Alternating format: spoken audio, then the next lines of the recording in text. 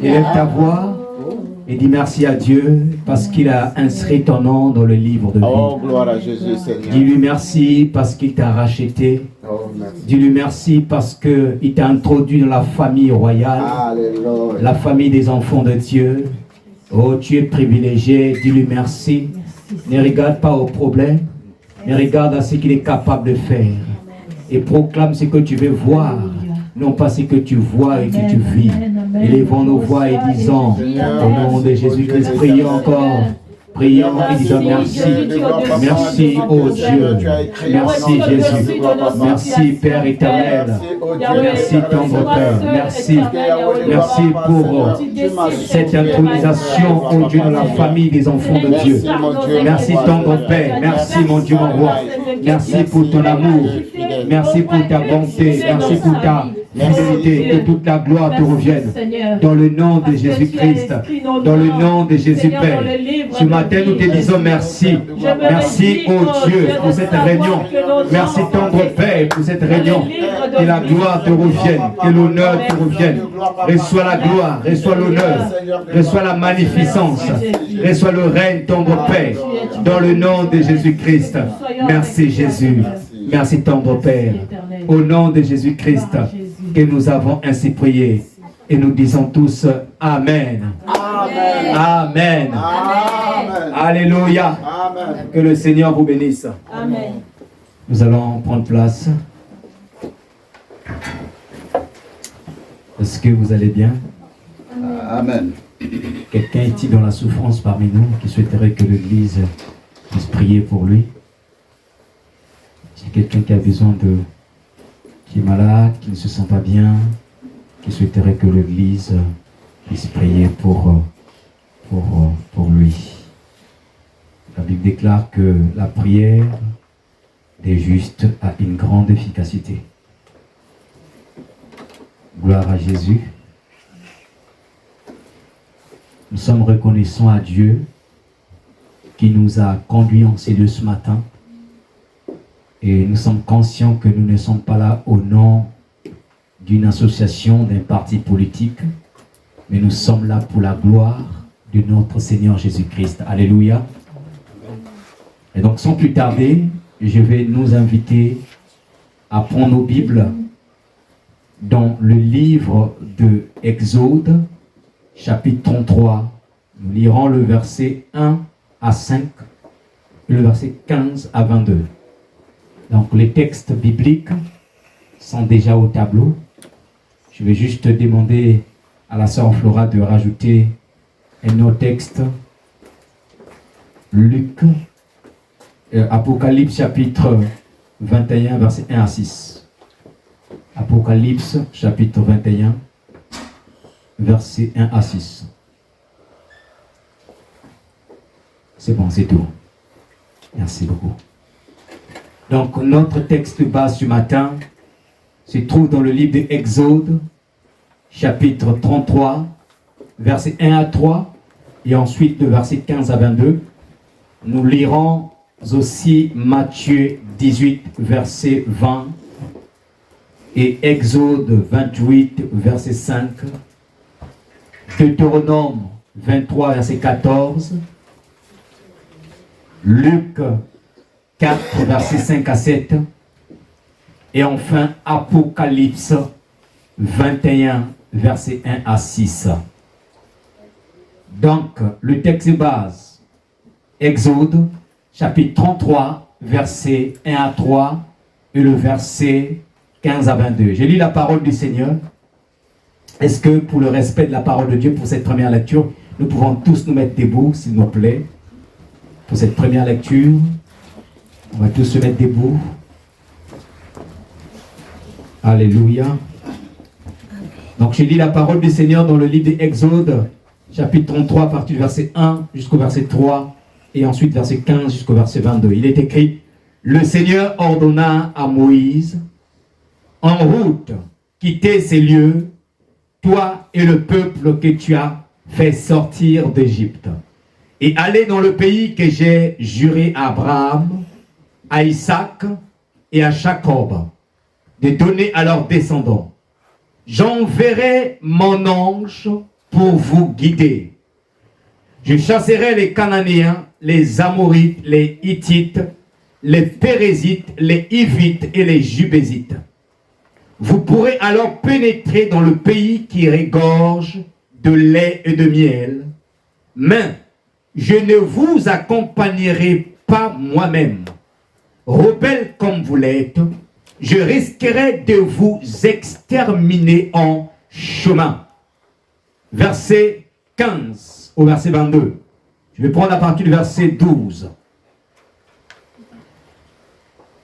Je prends à partir du verset 15. Moïse reprit, si tu renonçais à venir en personne avec nous, ne nous ordonne pas de partir d'ici.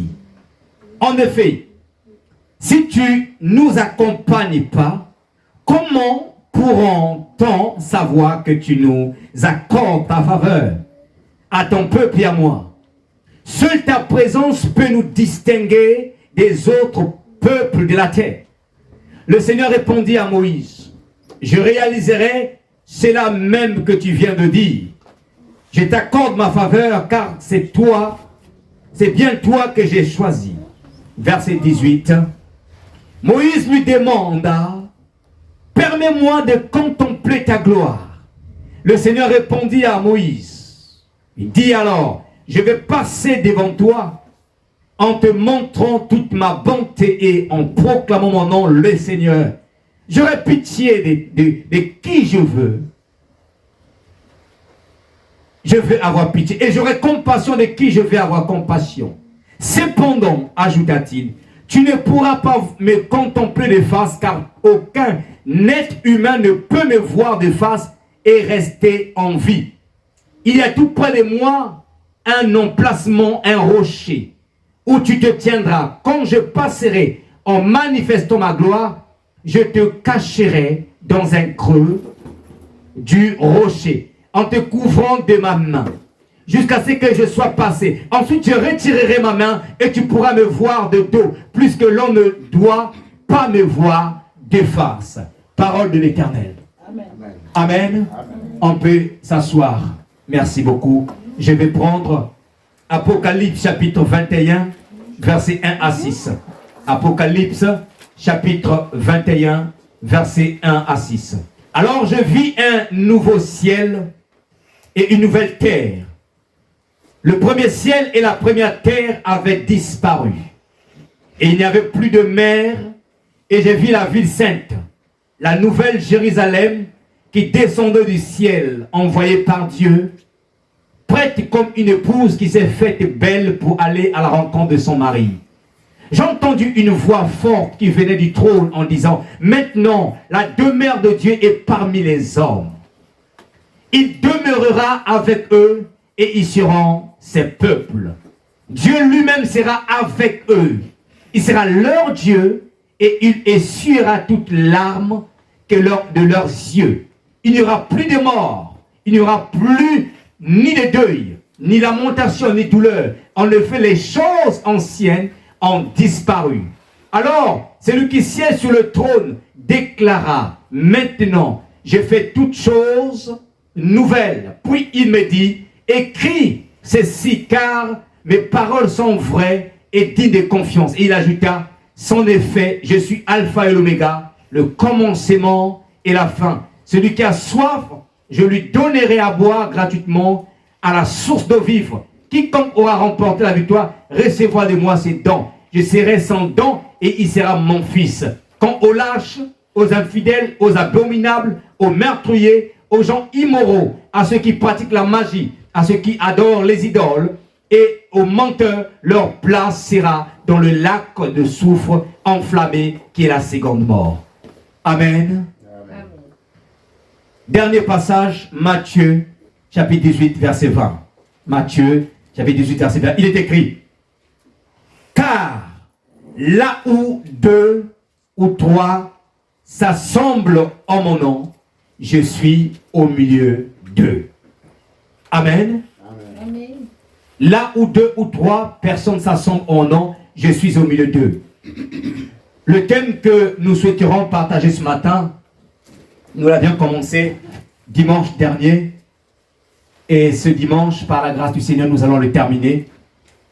Mais je ferai comme si je ne l'avais pas partagé dimanche dernier, pour permettre à ceux qui n'étaient pas là de comprendre la pensée du Seigneur.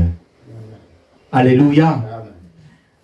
Il y a de cela quelque temps, ici, j'avais dit que nous, êtres humains, Dieu nous avait créés pour un but principal qui est celui de le servir. Dieu nous avait créés pour ce but, servir au dessein de l'Éternel, pas pour autre chose. Si tu vis, si tu es venu au monde, c'est d'abord pour servir au dessein de Dieu. Il s'est avéré que notre ancêtre Adam avait péché et que les hommes se sont vagués à beaucoup d'autres choses. Mais Dieu, dans sa bonté, il a envoyé le Christ. Le Christ est mort pour permettre à ce que tous ceux qui le rencontreront dans leur chemin, dans leur vie,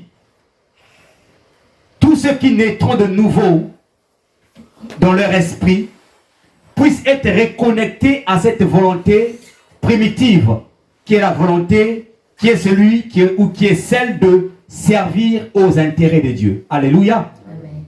Donc nous sommes nés de nouveau en Christ pour servir. Maintenant, la question que nous sommes en train de traiter depuis quelques dimanches est: quand on sert Dieu, quelles sont les choses importantes que je dois connaître? Quelles sont les choses primordiales, prioritaires que je dois connaître? Et voilà pourquoi nous sommes en train de parler depuis un bon moment du service divin ou service de Dieu à Dieu et ses exigences. Et dans ces grands thèmes, nous avons pris beaucoup de sous-thèmes. On a parlé des bienfaits de servir Dieu. On a parlé de l'importance de la sanctification. On a parlé de connaître et appliquer la volonté de Dieu. On a parlé de la soif de Dieu. Et depuis dimanche dernier, nous sommes en train de parler de connaître et respecter la présence de Dieu. Aide-moi à dire connaître. Aide-moi à dire connaître et respecter la présence de Dieu. En introduction, j'aimerais tout d'abord commencer par nous décrire ce que la présence de Dieu n'est pas. Lorsqu'on veut connaître quelque chose, il est souvent important de partir sur ce que cette chose n'est pas. Qu'est-ce que la présence de Dieu n'est pas? Dans le texte de base que nous avons lu,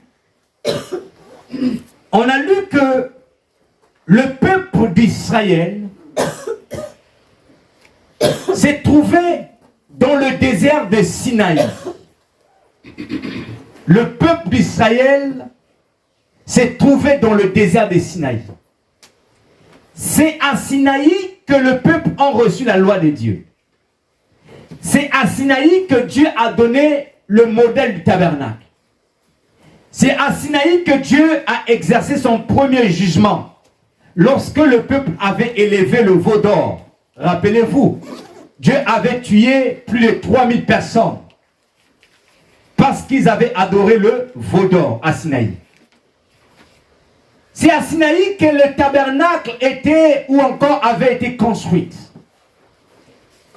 Quand la saison de Sinaï était terminée, Dieu a dit à Israël de partir. C'est ce que nous avons lu dans Exode chapitre 31, versets 1 à 3. Le Seigneur dit à Israël qu'il est temps maintenant que vous partez. Le Seigneur ordonna à Moïse en route, quittez ces lieux, toi et le peuple que tu as fait sortir d'Égypte, et allez dans le pays que j'ai juré à Abraham, Isaac et à Jacob. Dieu dit à Israël, partez maintenant. Mais cependant, Dieu va rajouter une chose importante. Il dit à Israël, il dit à Moïse, mon ange ira devant vous, mon ange vous accompagnera jusqu'à la terre promise. Moi-même, je n'irai pas avec vous, de peur que je vous extermine, parce que vous êtes un peuple rebelle. Rappelez-vous qu'avant que le peuple se rebelle devant, en adorant le veau d'or, le peuple avait déjà eu à murmurer contre l'Éternel et contre ses serviteurs. Et Dieu avait constaté que ce peuple était un peuple dur, il a dit, je ne veux pas aller avec vous. Parce que si je vais avec vous, je vais vous exterminer. Donc Moïse rentre maintenant dans un temps de négociation avec Dieu. Il dit, Seigneur, si tu renonces de nous accompagner, toi-même, ne nous demande pas de quitter ces lieux. Donc Moïse rentre dans un temps de négociation avec Dieu. Et Dieu va dire à Moïse, ok, j'accepte de vous accompagner. Cependant, je ferai grâce à qui je veux faire grâce et miséricorde à qui je vais faire miséricorde. C'est-à-dire que, comme vous êtes un peuple rebelle et que tu me demandes de vous accompagner, s'il vous arrive de pécher, de vous détourner de mes voies, je vais faire grâce à qui je vais faire grâce et miséricorde à qui je vais faire miséricorde. En d'autres termes, je frapperai ceux-là qui vont se rebeller contre moi. Alléluia. Amen. Mais la réponse ne satisfaisait pas Moïse. Moïse veut une garantie de la part de Dieu. Moïse veut de l'assurance de la part de Dieu. C'est voilà pourquoi il dit à Dieu maintenant, fais-moi voir ta gloire. Mais de quelle gloire Moïse était en train de dire ou de parler? La réponse de Dieu va nous révéler quelle était la gloire dont Moïse parlait. Dieu dit à Moïse ceci, il dit à Moïse que personne ne peut me voir de face, aucun être humain ne peut me voir de face et vivre. Donc la réponse de Dieu à Moïse vient révéler de la gloire dont Moïse parlait. Moïse voulait voir la face de Dieu. Moïse, depuis sa rencontre avec Dieu, devant le buisson ardent, il avait vu des miracles de Dieu. Il a vu les prodiges de Dieu. Il a vu la main de Dieu agir. Et lorsque Dieu demandait à Moïse, disait à Moïse que je ne peux pas vous accompagner, Moïse savait que l'unique chose qui pouvait les différencier ou les distinguer des autres peuples, c'était la présence de Dieu. Alléluia.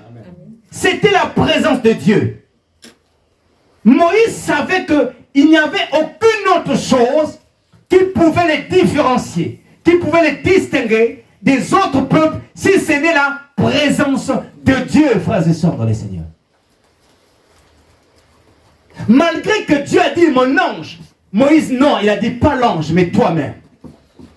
Et par là, je voudrais dire à quelqu'un ce matin, frères et sœurs, vous savez, dans la vie, il y a certaines responsabilités. Écoute-moi très bien. Il y a certains choix, il y a certaines décisions. Avant de les prendre, rassure-toi sur quoi tu te tiens. Ou encore, rassure-toi si tu as Dieu avec toi. Alléluia. Rassure-toi si tu as à côté de toi quelqu'un qui te soutient ou qui te tient, qui te garde. Parce que ce qui peut arriver, ce soit l'apostasie, l'abandon de la foi. Ou soit même la mort spirituelle ou physique. La Bible nous parle dans le livre de 2 Chroniques, chapitre 26, verset 16. On nous parle d'un roi qui s'appelait Osias. Osias, un roi en Juda. Osias est devenu roi à l'âge de 16 ans, 16 années. Mais Osias était coaché par un prophète qui s'appelait Zacharie. Tout le long de la vie de Zacharie, Osias était intègre dans les voies de Dieu. Osias était loyal. Osias était humble. Mais Osias, quelque temps plus tard, est devenu puissant. Assurément, Zacharie n'était plus. Et un jour, Osias, pris par l'orgueil, à cause de la grandeur de l'homme qu'il était devenu, qu'est-ce qui se passe? Osias rentre dans le temple pour offrir un sacrifice à Dieu. Et là, 85 sacrificateurs vinrent derrière Osias. Lui dit, Osias, il n'était pas permis en tant que roi de faire un travail qui est réservé aux sacrificateurs. Orgueilleux qu'il était, Osias commença à brûler de l'encens. Et tout à coup, la lèpre est sortie de la vie de Osias. Bien-aimé dans le Seigneur, il y a certaines responsabilités, avant de les accepter, avant de te y engager, rassure-toi que c'est Dieu qui t'a envoyé ou Dieu est avec toi. Et on en trouve même dans l'église. Des gens qui veulent être partout, qui se mêlent parfois du service des autres, alors qu'ils ont une responsabilité, au lieu de se focaliser sur leurs responsabilités. On m'expliquait un témoignage, il y avait un frère, il aimait Dieu, ce frère-là. Vraiment passionné de Dieu. Et ce frère avait connu une promotion dans sa vie professionnelle. On l'a nommé directeur marketing d'une grosse entreprise. Lorsque le frère est devenu directeur marketing, le frère est tombé. Le frère a chuté. Le frère ne voulait plus qu'on l'appelle par son prénom. Il voulait qu'on l'appelle que monsieur le directeur marketing. Le frère est tombé dans l'amour de l'argent. Et le frère a commencé à copuler avec toutes les femmes de la société.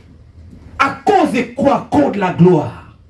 Avant d'accepter un certain niveau, de certains postes, dis-toi, est-ce que Dieu est avec moi? Parce que si Dieu n'est pas avec toi, tu vas pactiser avec le monde des ténèbres. Tu vas abandonner Dieu. Il ne faut pas courir derrière la gloire et la gloire, parce qu'il y a un salaire derrière. Mais dis-toi, quel est le danger qui me guette si j'acceptais cette fonction? Bien-aimé dans le Seigneur, faisons très attention. Alors, qu'est-ce que la présence de Dieu n'est pas? La présence de Dieu, très souvent, on le confond avec la puissance de Dieu. La présence de Dieu n'est pas la puissance de Dieu. La présence de Dieu n'est pas l'onction. La présence de Dieu n'est pas le miracle. La présence de Dieu n'est pas la bénédiction. Ce n'est pas les bénédictions, ce n'est pas les miracles, ce n'est pas l'onction, ce n'est pas ça la présence de Dieu. Tu viens dans une église, tu vois, il y a des miracles qui se font. Tu te dis, ah là, il y a la présence de Dieu. C'est faux. Tous les miracles ne sont pas produits par la présence de Dieu. Tu vois un homme en train de prophétiser. Tu te dis, oui, lui, il a peine de Dieu. Faux. Tout homme qui prophétise ne prophétise toujours pas par l'Esprit de Dieu. Il y a des gens qui prophétisent par l'Esprit de Python. Alléluia. La présence de Dieu, frères et sœurs, dans les Seigneurs.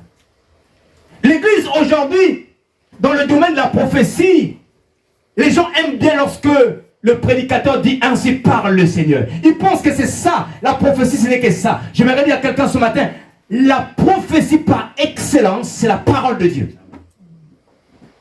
La parole de Dieu, c'est la prophétie. Pendant que je suis en train de prêcher, je peux être aussi en même temps en train de prophétiser. Est-ce que quelqu'un me suit?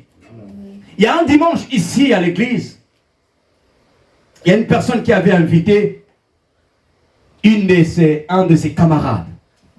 Or, la personne, l'invité de ce jour-là, il avait des liens avec l'homosexualité. Alléluia. Il avait des liens. C'est-à-dire c'était un homosexuel.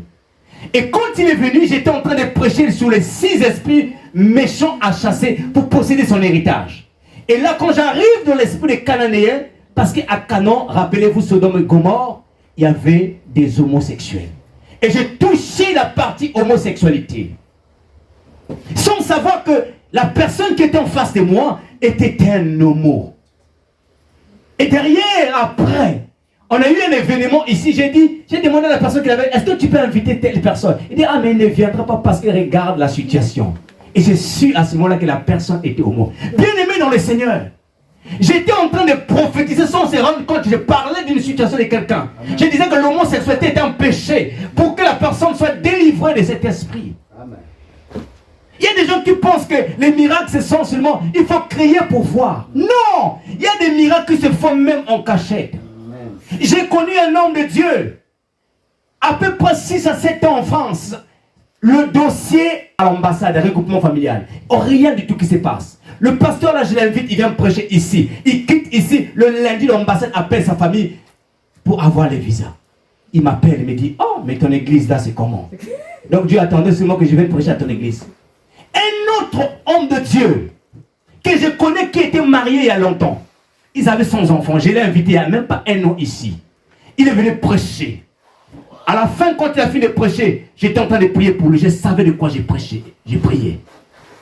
Il n'y a même pas 2 semaines, il m'a annoncé que sa femme a accouché. Donc, ça veut dire que quand j'ai calculé les mois, je me suis connecté sur YouTube pour voir sa date de sa vidéo de la prédication. J'ai calculé, je dis que, donc les mois qui suivaient, sa femme est enceinte. Alléluia. Tu vois l'église, elle est petite, tu penses qu'il n'y a rien qui se passe. Mais il y a des gens qui viennent, qui bénéficient de la grâce de Dieu. Il y a la puissance qui est là, qui est en train d'agir. Mais nous, parfois, les enfants de la maison, on ne les voit pas. Alléluia. Amen. Tous ceux qui prêchent, qui font des miracles, les miracles ne viennent pas par Dieu. Amen. La Bible déclare dans le livre de Luc, au chapitre 4, versets 5 à 7, que Satan prit Jésus, l'emmena sur une haute montagne. Qu'est-ce que Satan a dit à Jésus? Regarde tous les royaumes de la terre.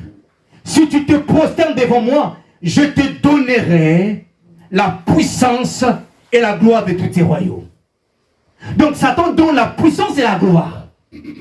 Donc il y a des gens qui opèrent dans les miracles, mais qui en fait, en réalité, n'ont pas Dieu, mais ils ont la puissance de Satan. Puisque Satan est puissant, mais sans Dieu. Amen. Alléluia. Amen. Très important de connaître ces choses. Quand tu comprends ces choses, tu ne courras pas d'église en église. Tu ne courras pas derrière les hommes en hommes. Tu chercheras toi-même la présence de Dieu. Dis avec moi la présence de Dieu. La présence de Dieu. La présence de Dieu, frères et sœurs, ne pas accomplir les miracles de Dieu ne signifie pas non plus que tu n'as pas la présence de Dieu. Ce n'est pas parce que quelqu'un ne fait pas de miracles qu'il n'a pas la présence de Dieu. Amen. Amen. On va lire un texte dans la Bible. Jean chapitre 10, verset 41. Mais avant que nous lisions Jean chapitre 10, verset 41, regardez ce que Jésus dit dans Luc 7, verset 28. Luc 7, verset 28. Le Seigneur Jésus va dire dans Luc 7, verset 28, il dit ceci, à partir du verset 27, il va dire ceci, de tous les hommes qui sont nés, de tous les hommes qui sont nés de femmes, de tous les hommes qui sont nés des femmes, Jean-Baptiste était le plus grand. Donc, Jésus nous dit que Jean-Baptiste était le plus grand de tous les prophètes. Alléluia. Jean-Baptiste était le plus grand de tous les prophètes. Mais non. Alléluia. Maintenant, frère, est-ce que tu peux nous lire? Tu peux laisser allumer, s'il te plaît. Est-ce que tu peux nous lire Jean 10, verset 41? Jean 10, verset 41. Écoutez ce que nous dit la parole du Seigneur. Jean 10, verset 41. Je lis au nom de Jésus. Nous rendons grâce à Dieu. Beaucoup de gens viennent le trouver et disent Jean n'a rien fait d'extraordinaire. Mais tout ce qu'il a dit de Jésus, c'était vrai. C'était vrai. Jean n'a rien fait d'extraordinaire. Dans certaines versions, on dit Jean n'a jamais fait de miracle. Malgré qu'il était le plus grand de tous les prophètes. Jean, je vais lire dans ma version, Jean chapitre 10, verset 41. Jean chapitre 10, verset 41. Dans ma version, écoutez ce qui est écrit. Jean 10, verset 41. La Bible dit ceci. Beaucoup de gens vinrent à lui. Ils disaient, Jean n'a fait aucun signe miraculeux. Mais tout ce qu'il a dit de cet homme de Jésus était vrai. Et beaucoup crurent en Jésus. Il n'a fait aucun miracle. Mais il était un grand prophète. Combien de prophètes sont doutés et boudés aujourd'hui parce qu'ils ne font pas de miracles? Quand tu es mature, tu comprends ces choses, tu comprends que chacun a son appel et sa mission et le couloir de sa mission. Tout le monde ne sont pas appelés au couloir des miracles et des prodiges. Jamais. Tout le monde ne sont pas appelés dans ce couloir-là. Alléluia. Amen. L'un des plus grands évangélistes de notre siècle, du XXe siècle, il s'appelait Billy Graham. Et beaucoup de nations doivent leur salut à Dieu par le canal de Billy Graham. Par exemple, la Corée du Sud. Mais Billy Graham, frères et sœurs dans le Seigneur, n'opérait pas dans les miracles. Billy Graham, en fait, n'opérait pas dans les miracles. Alléluia. Amen. Il n'opérait pas dans les miracles. Mais il prêchait Jésus-Christ. Il ramenait les âmes à Dieu. Il a gagné plusieurs nations à Dieu. C'est pour dire à quelqu'un que, frères et sœurs, tu peux l'authentique et la présence, mais tu ne perds pas dans les miracles. Tu ne perds pas dans les guérisons. Tu ne fais pas beaucoup de bruit, mais tu es accompagné par la présence de Dieu. La présence de Dieu, alors c'est quoi la présence de Dieu? La présence de Dieu, c'est la face de Dieu. C'est la face de Dieu. La présence de Dieu, c'est Dieu lui-même. La face de Dieu, Dieu lui-même. L'histoire des hommes avec Dieu a commencé par la présence. L'histoire des hommes avec Dieu a commencé par la présence. Regardez quand vous lisez Genèse, vous remarquez que Dieu descendait dans Genèse, dans le jardin d'Éden. Il venait visiter Adam. Il parlait avec Adam. C'était sa présence. Alléluia. C'était la présence de Dieu. Mais cette histoire terminera aussi par la présence de Dieu. On a lu dans Apocalypse chapitre 21 et 6 qu'il y aura une ville qu'on appelle la Nouvelle Jérusalem céleste qui descendra du ciel. Et Dieu habitera continuellement avec son peuple. Donc l'histoire commence avec la présence, elle terminera avec la présence de Dieu. La présence, c'est Dieu lui-même. Et la présence de Dieu, frère, elle opère des miracles. Elle opère des prodiges. Elle distingue, la transforme, elle bénit. Elle fait de toi une autre personne. Elle chasse les ténèbres, la présence de Dieu. La présence de Dieu. Et donc Moïse l'avait expérimenté. Si Moïse l'avait expérimenté, c'est parce que Dieu était avec eux. Ils avaient la présence de Dieu. Dans Exode 4, 15, il dit à Moïse, je serai avec votre bouche. Exode 4, 15 n'est pas écrit au tableau. Je serai avec votre bouche. Je vous accompagnerai. Donc Dieu était avec Moïse et Aaron. Et voilà pourquoi ils accomplissaient les miracles. La présence de Dieu, c'est la marque de distinction entre ceux qui appartiennent à Dieu et ceux qui ne l'appartiennent pas. Je parle à quelqu'un? Ce qui va te différencier avec quelqu'un qui ne prie pas, c'est la présence de Dieu. C'est la marque de distinction entre ceux qui ont l'alliance avec Dieu et ceux qui ont abandonné leur alliance. C'est-à-dire que quand tu abandonnes Dieu, tu perds aussi la présence de Dieu. Quand tu brises ton alliance avec Dieu, tu perds aussi la présence de Dieu. Je vais lire un texte. Oh my goodness. Celui-là aussi, on ne l'a pas noté, je crois. 1 Roi, chapitre 16, verset 14. Il y en a au tableau ou pas? Non. 1 Roi, chapitre 16, verset 14. Écoutez ce qui est écrit. Lorsque tu brises ton alliance avec Dieu, tu perds la présence de Dieu. La Bible dit ceci. 1 Roi, chapitre 16, verset 14. 1 Roi 16, verset 14. J'espère que je suis dans le bon verset.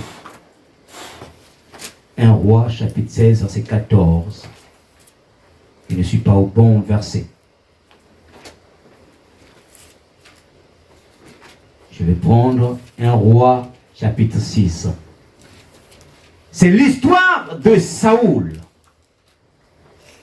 Saoul, après avoir, frères et sœurs dans le Seigneur, après avoir brisé son alliance avec Dieu, la Bible déclare que la gloire de Dieu quitta Saoul. La gloire de Dieu quitta Saoul.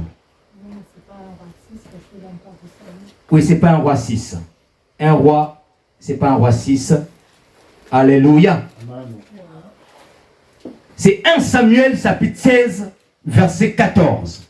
Il est écrit, je lis la parole du Seigneur. L'esprit du Seigneur avait quitté Saoul et un esprit mauvais envoyé par le Seigneur le tourmentait. L'esprit du Seigneur. Pourquoi l'esprit qui représentait la présence de Dieu avait quitté Saoul? Parce que Saoul avait déshonoré Dieu. Donc j'étais en train de dire que la présence de Dieu, c'est la marque de distinction. La marque de distinction entre celui qui sert, celui qui appartient à Dieu, et celui qui ne sert pas et qui n'appartient pas à Dieu. Moïse, après avoir expérimenté les prodiges, les miracles, Moïse avait vite compris que ce qui fait d'un peuple le peuple de Dieu. Frère, écoute-moi. Ma soeur, écoute-moi.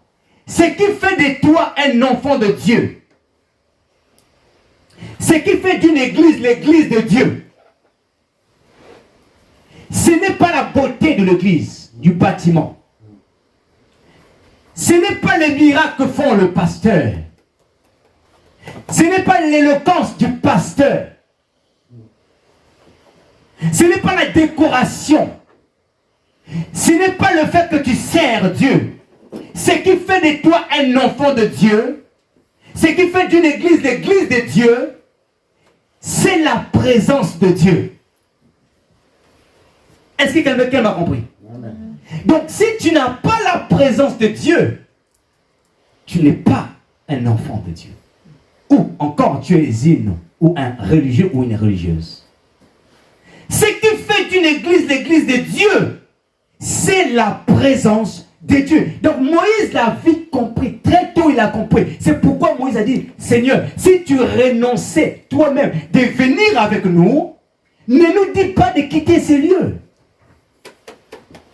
Ne nous dis pas de quitter ces lieux. Écoutez, Moïse a refusé d'être conduit par l'ange. Il a refusé d'être conduit par l'ange que par Dieu lui-même. C'est-à-dire qu'il dit, je veux le Dieu de l'ange, je ne veux pas l'ange.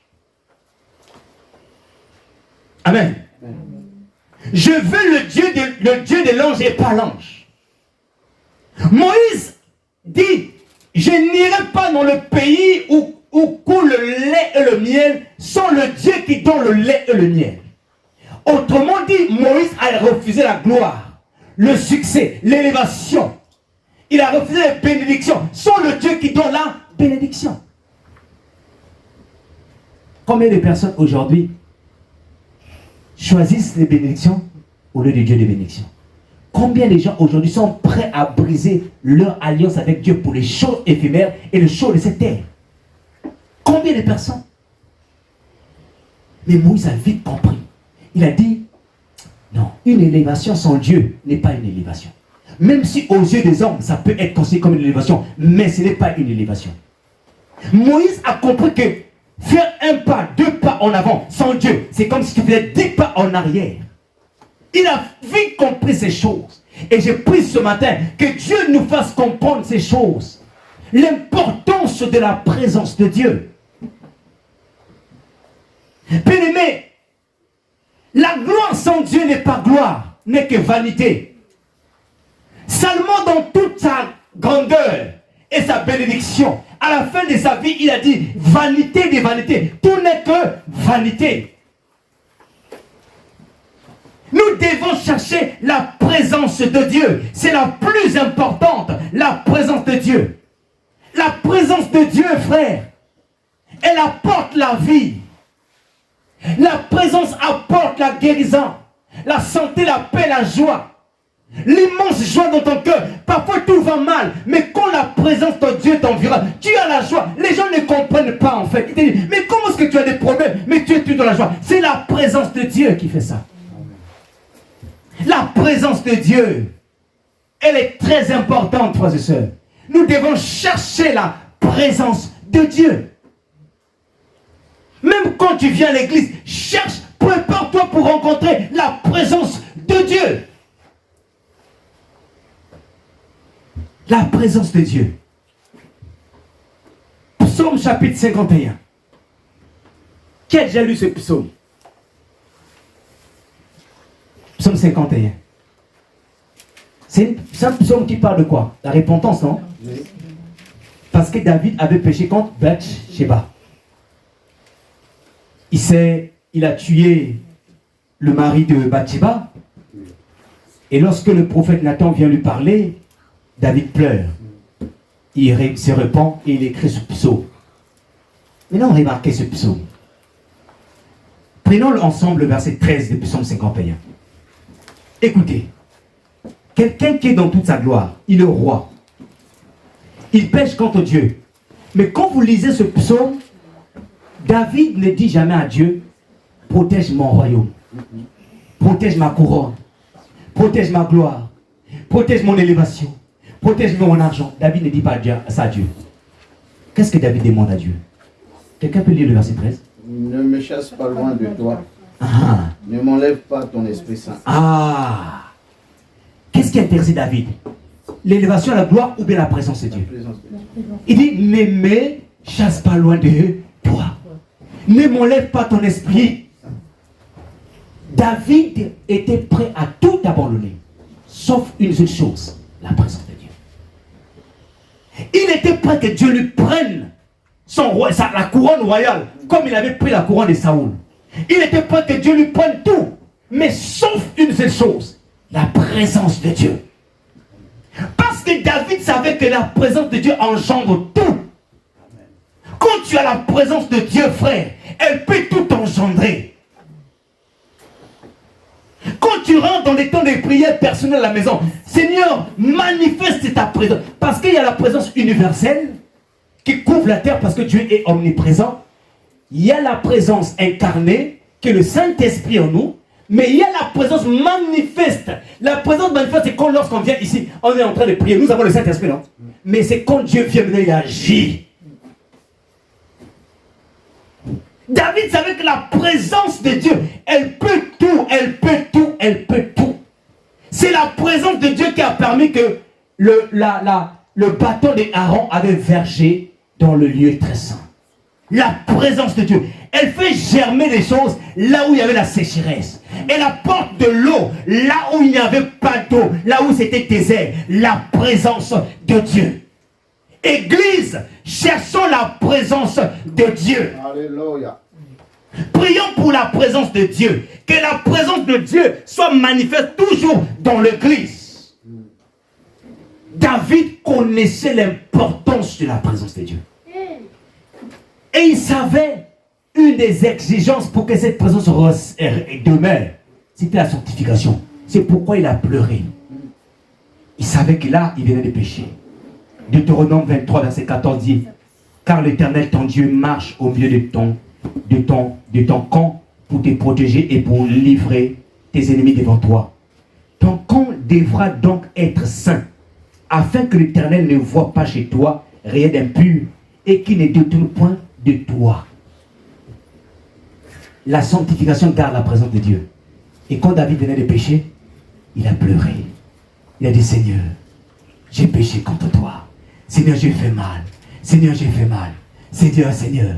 Parce qu'il savait que son péché pouvait lui coûter cher l'éloignement de la présence de Dieu. Regardez, pas seulement que David savait l'importance, parce que aussi, David a vu Saoul, quand la présence de Dieu avait quitté Saoul. Qu'est-ce qui est venu à la place? La présence démoniaque. Et quand la présence démoniaque animait Saoul, Saoul était devenu un homme agité. Un homme qui pouvait tout faire des choses bizarres. Maintenant, les gens de Saoul ont dit qu'on cherche une personne qui sait jouer l'instrument pour calmer ce démon-là. Et qui on est allé chercher? David. Donc David savait que lorsque la présence de Dieu te quitte, il y a une autre présence qui vient prendre le contrôle. Et quand cette présence prend le contrôle, tu es capable de faire n'importe quoi. Parce qu'il avait vu son mentor Saoul. Il a vu le roi Saoul comment est-ce qu'il s'agitait. Au point de prendre même une grande flèche, de jeter sur David pour que David meure. La présence démoniaque te pousse à commettre des choses infâmes et abominables. La présence démoniaque peut te pousser à tuer une personne. Et tu te rends compte après, c'est moi qui ai fait ça, c'est moi qui ai fait ça. Parce qu'il y a une présence qui t'agite et qui t'anime. Mais la présence de Dieu t'apporte la paix et la joie. Parfois là où on te cherche des problèmes, tu restes calme parce que tu sais que non, je ne vais pas attrister l'Esprit de Dieu qui est en moi. Vous savez, c'est voilà pourquoi même on a donné 4 commandements sur le Saint-Esprit. Qui connaît les 4 commandements du Saint-Esprit? Soyez remplis du Saint-Esprit. Marchez par l'Esprit. N'attristez pas l'Esprit. N'éteignez pas l'Esprit. Les 4 commandements. On te dit d'abord, sois rempli. On te dit, marche par lui. On te dit, ne l'attriste pas. Et ensuite, on finit par dire, ne l'éteins pas l'Esprit. Donc, parfois, quand tu t'énerves là, c'est pour attrister l'Esprit de Dieu. Parfois, tu es à côté de quelqu'un. Tu as la présence. Le diable anime. Pour que tu te mets en colère, tu attristes l'Esprit de Dieu. Il faut savoir, il faut reconnaître comment est-ce que le diable agit. Comment est-ce que le diable agit? Parce que quand tu as la présence, tu as la joie. Et quand tu as la joie, tu peux appeler des choses. Mais quand tu te mets en colère, tu fermes le ciel toi-même. C'est voilà pourquoi l'un des moyens par lequel le diable passe pour nous affaiblir, c'est pour qu'il met au devant des gens querelleux ou querelleuses. Des gens qui vont te chercher des problèmes. Tout est en colère. Tu commences à te chamailler. En fait, c'est le diable qui est derrière. Parce que le diable veut te déconnecter en fait. Il veut que tu sois tout en colère pour que tu ne reçois pas ce que tu voulais recevoir. Faisons très attention, enfants de Dieu. Maintenant, je vais atterrir pour dire ceci. Quelle attitude devons-nous avoir pour respecter la présence de Dieu? Quelle attitude nous devons avoir? Matthieu, chapitre 18, verset 20. La Bible dit ceci. Car là où deux s'assemblent en mon nom, je suis au milieu d'eux. Est-ce que la présence de Dieu dépend de la foule? Non. Est-ce que la présence de Dieu dépend de la beauté du bâtiment? Est-ce que la présence de Dieu dépend de l'éloquence du pasteur? La Bible dit ici, ce passage est en train de parler de la présence de Dieu. Il dit, là où deux s'assemblent en mon nom, je suis au milieu d'eux. La présence de Dieu dépend d'une seule chose. La prise de conscience que nous sommes deux, réunis au nom de Dieu, et l'état de notre cœur. Quand vous êtes conscient et que l'état de votre cœur est bon, la présence de Dieu va se manifester. Voilà maintenant ce qu'il faut faire. Quelle attitude avoir lorsque tu es dans la présence de Dieu? Lorsque nous sommes dans la présence de Dieu, notre position sociale doit être oubliée. Notre position sociale. Que tu sois riche, il y a une religion ici que j'aime, que je ne citerai pas. Dans cette religion, tu peux voir des hommes d'affaires qui roulent dans des grosses, je ne sais pas, des grosses voitures, qui sont dans des milliardaires. Mais quand il est le jour de la prière, tu le vois avec son tapis, il va, il se procède, il s'assoit. Signe d'humilité. Quand tu es dans la présence de Dieu, oublie ton titre. Même quand tu es président de la République, ministre, oublie ton titre. Ta position sociale doit être oubliée. 2. Quand tu es dans la présence de Dieu, oublie la valeur de tes vêtements. J'ai vu des chrétiens tirés en 3 épingles, en 3 pièces, qui ne peuvent pas se prosterner devant Dieu Parce qu'ils se disent que leurs vêtements coûtent cher. Et tu les vois, les pieds croisés, dans la maison de Dieu, pendant que les gens sont en train d'adorer. Là où deux s'assemblent en mon nom, je suis au milieu d'eux. Frère, nous devons être conscients, même quand tu viens ici, là, même quand tu trouves il n'y a personne, et qu'il y a quelqu'un qui les conduit, vous êtes déjà deux. Sois sûr et certain, sois conscient que Dieu est là. Tu dois adopter, la troisième des choses, adopte une attitude ou une position d'humilité. Adopte une position d'humilité. Oublie-toi, oublie qui tu es, oublie de quelle famille tu viens, oublie tes richesses, viens dans la présence de Dieu, humilie-toi. Dieu aime les gens qui sont humbles. La Bible déclare, il résiste aux orgueilleux, mais il fait grâce aux humbles. Maintenant, je vais poser une question à quelqu'un. Est-ce qu'il t'est déjà arrivé de t'agenouiller toi-même sans qu'on te le dise quand tu viens à la maison de Dieu? Ça doit être notre quotidien, nous. Alléluia. Amen. Sans pourtant qu'on te le dise, parce que tu es conscient que je suis dans la présence de Dieu, je m'agenouille. Et comme nous, ici, là, les chaises sont un peu serrées, si tu ne peux pas t'agenouiller, tu peux te mettre debout. Amen. Amen. Tu te mets debout. Je vais donner un conseil à quelqu'un. Lorsque nous adorons Dieu, ça c'est mon conseil à moi, mais je n'impose pas ça à quelqu'un. Quand tu n'es pas malade, tu es en bonne santé, il y a deux positions que j'aimerais vous donner. Soit debout, soit à genoux. Quand tu es en bonne santé, mais si tu ne te sens pas trop bien, tu es fatigué, tu peux rester assise. Mais quand tu veux, nous sommes en train d'adorer, il y a deux positions. Soit tu te mets à genoux, soit tu te mets debout. Seul Dieu doit primer. Seul Dieu doit primer. C'est-à-dire que dans la présence de Dieu, tu dois te dire que ici, là, il n'y a ni pasteur, il n'y a ni père. Moi, je suis là venu pour Dieu. Dieu aime, les gens aiment. Dieu ouvre le ciel aux gens qui sont humbles. Il y a quelques semaines, j'étais en train de lire l'histoire du roi Akab. Akab, le plus grand des pécheurs, un des rois impies. Vous savez ce qui s'est passé? Le jour où on est venu annoncer Akab, après que Akab avait tué, son nom m'échappe, c'est lui qui avait le champ là, comment il s'appelait déjà? Il y avait un homme qui avait un champ.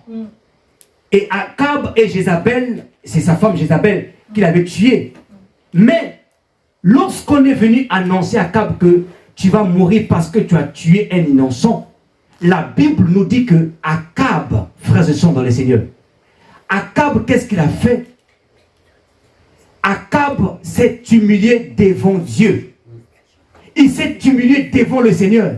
Et lorsque Akab s'est humilié devant le Seigneur, bien-aimé dans le Seigneur, Dieu a dit à son serviteur Élie, va dire à Akab, plus que Akab s'est humilié au devant de moi, le malheur que je devais Naboth, le malheur que je devais emmener dans sa maison, je n'emmènerai pas ça pendant son règne.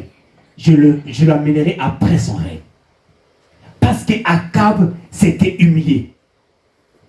Il avait tué un Naboth. Il voulait le terrain de Naboth. Naboth lui a dit que c'est mon héritage. Je l'ai reçu de mes parents, je ne peux pas te le donner. Akab était déçu. Et sa femme pose la question à Akab, mais qu'est-ce que tu as? Qu'est-ce qui t'arrive? Non, Naboth m'a refusé son champ. Et Jézabel monte un coup pour qu'on tue Naboth. Et à ce moment-là, Jézabel dit à Akab, voilà le terrain de Naboth, Naboth est mort. Et le prophète Élie va dire à Akab, puisque tu l'as fait, toi aussi tu vas mourir. Akab, qu'est-ce qu'il fait? Il déchire ses vêtements. Il marchait maintenant humblement devant le Seigneur. Et Dieu dit à Élie, puisque tu t'es humilié devant moi, maintenant, le malheur que je vais venir sur toi, je le ferai venir plus tard, après ton départ. Donc Dieu a gardé encore Akab à cause de quoi l'humilité. Frère, quand nous venons de la présence de Dieu, bien-aimé dans le Seigneur, respecte la présence de Dieu. Respecte la prière. Même quand on est connecté en ligne, quand on dit on a commencé la prière, oublie d'abord les autres choses. Il y a des gens, on est en train de prier, on dit culte en ligne. Mais elle est dans la cuisine, elle est en train de faire ceci. Non. Temps de prière, on dit temps de prière. Comment est-ce que tu peux être connecté au moment où tu es en train de travailler la présence de Dieu? L'une des choses qui emmène c'est la concentration aussi. Amen. Quand tu es concentré, tu attires la présence de Dieu. Ça attire la présence de Dieu, frères et sœurs, dans le Seigneur. Dans la présence de Dieu, tu dois oublier ton intelligence. Tu dois avoir une attitude digne. Tu dois t'agenouiller. Tu dois l'adorer. Tu dois t'humilier. En Israël, les gens ils déchiraient les vêtements, ils portaient du cendre. Des fois, les gens dormaient au sol, ils se courbaient parce qu'ils voulaient voir la présence de Dieu. Ils voulaient voir la présence de Dieu. Bien-aimé, cherche la présence de Dieu. Ça va te distinguer, ça va te changer. Je prie que cela soit notre cas ici à Goshen au nom de Jésus. Amen. Je prie que la présence de Dieu soit notre partage ici à Goshen au nom de Jésus. Amen. Que les malades, les gens qui ont des problèmes, qui voient la main de Dieu. Ah, Seigneur. Que ta présence en moi devienne réelle. Que ta présence en moi devienne palpable. Je veux une autre dimension de toi. Que ta présence, on peut se mettre debout s'il vous plaît. Que ta présence en moi devienne palpable. Je veux une autre dimension de toi. Que ta présence, oui Père. Que ta présence en moi devienne palpable. Je veux une autre dimension de toi. Supplie-le au travers de ces chants. Que ta présence en moi devienne réelle. Que ta présence en moi devienne palpable. Je veux une autre dimension de toi. Que ta présence en moi devienne réelle. Que ta présence en moi devienne palpable. Je veux une autre dimension de toi. La dimension du toucher. La dimension du toucher. La dimension de gloire. La dimension de gloire. La dimension de puissance. Que ta présence. Que ta présence en moi. Oh Jésus, ta présence devienne réelle. Ta présence en moi devienne palpable. Je veux une autre dimension de toi. Nous allons élever nos voix. Nous allons prier. 3 sujets et puis nous allons partir. La présence de Dieu, elle agit, elle se manifeste par la grâce de Dieu, mais beaucoup plus là où il y a la sainteté. Beaucoup plus là où les cœurs sont disposés. Voilà pourquoi nous allons élever nos voix. Tu vas prier pour toi-même. Tu vas dire, Seigneur, donne-moi l'esprit de sainteté. Donne-moi l'esprit, la crainte de ton nom. Seigneur, je veux craindre ton nom véritablement. Je veux marcher dans la sainteté. Commence à élever ta voix et commence à prier. Commence à prier, commence à prier. Démon l'esprit de sainteté. Démon l'esprit de sainteté. Démon l'esprit de sainteté. Même les enfants, vous qui êtes là, les enfants, priez et démondez l'esprit de sainteté.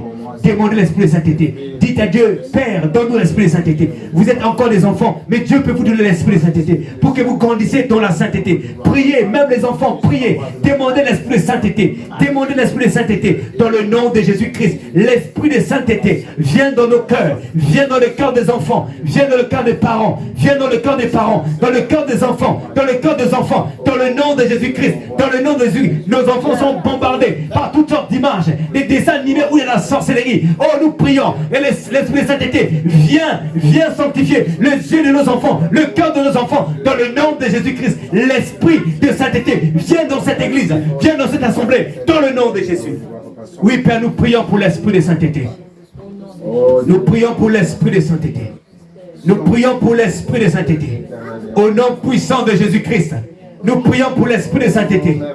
Nous prions pour l'esprit de sainteté. Au nom de Jésus-Christ. Au nom de Jésus-Christ. Nos enfants reçoivent l'esprit de sainteté. Que nos enfants reçoivent l'esprit de sainteté. Que nos enfants se distinguent dans la sainteté. Que nos enfants grandissent dans la sainteté. Dans le nom puissant de Jésus-Christ. L'esprit de sainteté soit le partage de cette église. Au nom de Jésus. Au nom de Jésus. Nous allons élever nos voix. On va prier maintenant pour la foi. On va prier pour la foi. Que Dieu te donne la foi. La foi de croire en sa présence. La foi de croire que la présence de Dieu peut faire des choses. Lorsque tu pries chez toi, tu implores la présence de Dieu. Tu dois avoir foi que la présence de Dieu peut te sortir du problème que tu as. Mais tu vas élever ta voix. Prie que Dieu te donne la foi. La foi dans la présence, afin que tu le recherches encore davantage. Au nom puissant de Jésus-Christ, nous prions le Seigneur. Alléluia. Père éternel, nous prions ce matin. Seigneur, donne-nous la foi. La foi de croire en ta présence. La foi de croire en tes promesses. La foi, tendre Père. La foi éternelle des armées. La foi éternelle, Dieu Tout-Puissant. Seigneur, ta présence peut tout, éternel. Ta présence peut tout. Oui, ta présence peut tout. Oui, éternel, Yahweh de gloire. Oui, c'est le bâton de Aaron avait fleuri, Seigneur. La verge Aaron avait fleuri. Grâce à ta présence. Grâce à ta présence. Donne la foi de croire que même là où c'est difficile, même là où on s'est dit que ce n'est plus possible, que nous puissions croire que ta présence peut faire des choses. Que nous puissions croire que ta présence peut faire des choses. Dans le nom de Jésus-Christ. Merci, Seigneur. Merci, Père. La foi, ô Dieu. La foi, Seigneur. La foi. Merci, Seigneur. Au nom de Jésus-Christ. Nous allons prier. On va maintenant implorer la présence de Dieu dans nos vies, dans nos familles. Dans ta maison, il faut qu'il y ait la présence de Dieu. Vous savez, la présence de Dieu, quand elle règne dans une famille, frère, c'est le calme. C'est la paix.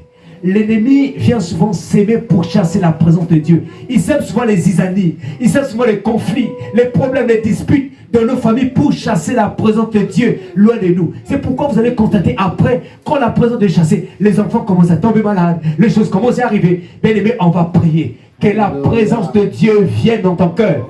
Quand ton mari va se fâcher contre toi, que tu restes calme. Que quand ton femme va se fâcher, que tu restes calme.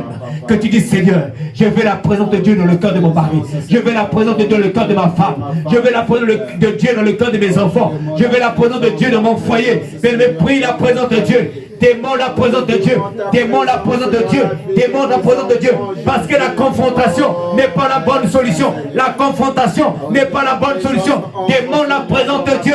Démons la présence de Dieu. L'esprit conflictuel n'est pas la solution. La solution, c'est la paix. C'est la joie. La joie qui est dans le Saint-Esprit. La paix qui est dans le Saint-Esprit. Implore la présence de Dieu dans ton appartement, dans ta famille, dans la vie de tes enfants. Implore la présence de Dieu.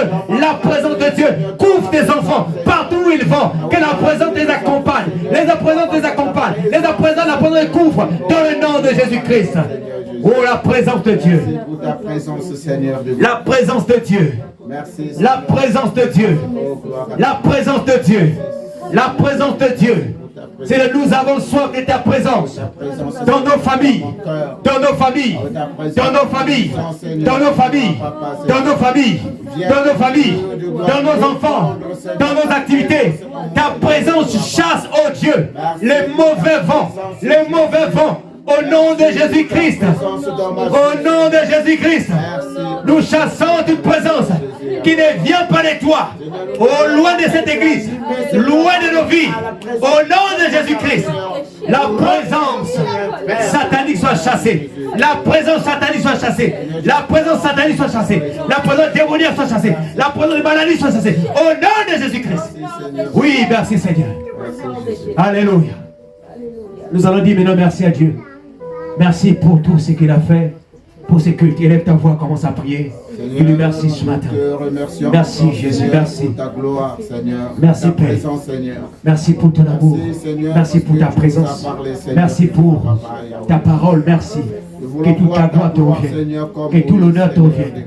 Dans le nom de Jésus-Christ. Seigneur, merci. Glorifie ton nom. Couvre-nous de ta gloire. Distingue-nous, Seigneur. Distingue-nous. Distingue-nous, Seigneur, par ta présence. Nous invitons ta présence à jamais dans cette assemblée. Seigneur, oh Dieu, les limitations soient brisées. Les limitations soient brisées. Soient brisées. Soient brisées. Au nom puissant de Jésus. Les blocages soient brisés. Au nom de Jésus. Que ta présence vienne débloquer les situations bloquées au nom de Jésus-Christ. Merci Seigneur. Une pensée qui me monte en cœur, à cœur. On va prier pour la salle. Demandez à Dieu la salle. Que Dieu nous donne la salle. Dieu nous donne la salle. Prions le Seigneur. Prions le Seigneur.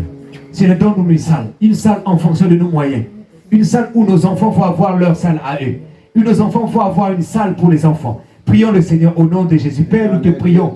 Seigneur, accorde-nous ta grâce. Accorde-nous ta grâce. Donne-nous une salle, Père, en fonction de nos moyens. En fonction de nos moyens, Seigneur. Nous voulons, Père, donne-nous une salle. Une salle, oh Dieu. Une salle, Seigneur.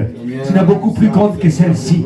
Donne-moi, Père, oh Dieu, où les parents pourront venir librement avec leurs enfants. Seigneur, nous recommandons, Père, Seigneur, ce projet entre tes mains. Je t'adore, Seigneur, au nom de Jésus-Christ. Merci, Seigneur. Alléluia. Les montagnes entourent Jérusalem, ainsi l'Éternel entoure son peuple. Les montagnes entourent Jérusalem, ainsi l'Éternel entoure son peuple. Les montagnes entourent Jérusalem, ainsi l'Éternel entoure son peuple. Oui, les montagnes entourent Jérusalem, ainsi l'Éternel entoure son peuple. Oui, les montagnes entourent Jérusalem, ainsi sa présence, entoure son peuple. Les montagnes entourent Jérusalem, ainsi sa présence entoure son peuple. Alléluia. Alléluia. Soyez bénis au nom de Jésus-Christ. Alléluia. Nous pouvons acclamer le Seigneur. Acclame Jésus. Les enfants, acclamez Jésus, acclamez Jésus, acclamez Jésus. Alléluia. Gloire à Jésus. Nous sommes terminés, nous sommes arrivés à la fin. Nous avons terminé, vous pouvez prendre place. Alors merci beaucoup. Merci pour votre amour. Merci pour votre présence. Sans vous, nous ne servons à rien. Sans vous, l'Église n'est pas l'Église. Nous bénissons Dieu. Nous allons, ce mois-ci, avoir un veille de prière uniquement pour les serviteurs. Uniquement pour les serviteurs. Mais entre le dernier vendredi du mois d'août et le premier vendredi, entre les deux vendredis là, dernier vendredi du mois d'août et premier vendredi du mois de septembre, nous allons avoir une veille de prière pour toute l'Église. Parce que c'est la nouvelle rentrée et on veut recommander la nouvelle rentrée entre les mains du Seigneur. Donc on viendra ici, on va prier. Alléluia. Amen. Donc il y aura une veille de prière uniquement pour les serviteurs et une autre veille de prière pour toute l'Église. Et la veille de prière pour toute l'Église, c'est soit le dernier vendredi du mois ou le premier vendredi du mois. Et je vais contacter certains d'entre vous qui travaillent souvent la nuit pour savoir quel est le vendredi que vous ne travaillez pas pour que nous puissions caler une date. Donc préparons déjà notre esprit à cela. Sinon, il n'y a plus d'autres informations particulières.